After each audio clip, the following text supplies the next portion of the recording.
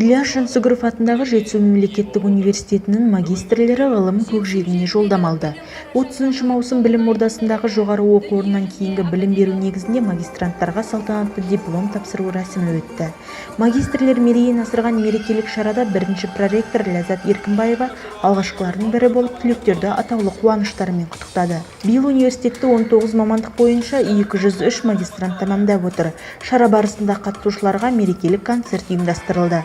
Магистр түлектердің өздері дайындаған арнайы би көрерменнің жүзіне күлкі үйіріп, кешті әрлендіре түсті.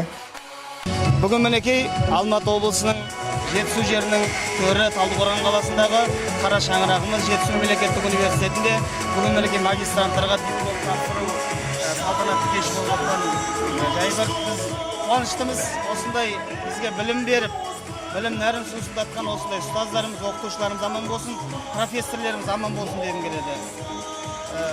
Алар биіктері, алар асуымыз әлі алда. Елбасымыз айтқандай, ұлтымыздың болашағы жалынды жастарда дегендей, ұлттың болашағын ұстауға, кертін ұстауға біз дайынбыз. Бүгін сондай айтулы күннің бірі болып отыр. Сонша жыл деп айтсақ та болады. Енді 2 жылдың өзінің орны бар. 2 жыл еңбектеніп, тер төгіп, білім нәрімен сусынданған бітіруші түлектер, магистранттар, магистр атағын алып отыр. Өте сондай қуанышты сезімдеміз. Енді болашақта әрқайсысы Қазақстан Республикасының белді бір азаматтары білікті білімді маман болады деп сенімдеміз. Өзімізге сенеміз. Университетіміз әрдайым көркейіп, өсе берсін. Бұдан да биікті рейтингтік деңгейде көрінсін, жетістіктері көп болсын. Және бітіруші түлектер, магистранттар жылдан жылға көбейе берсін.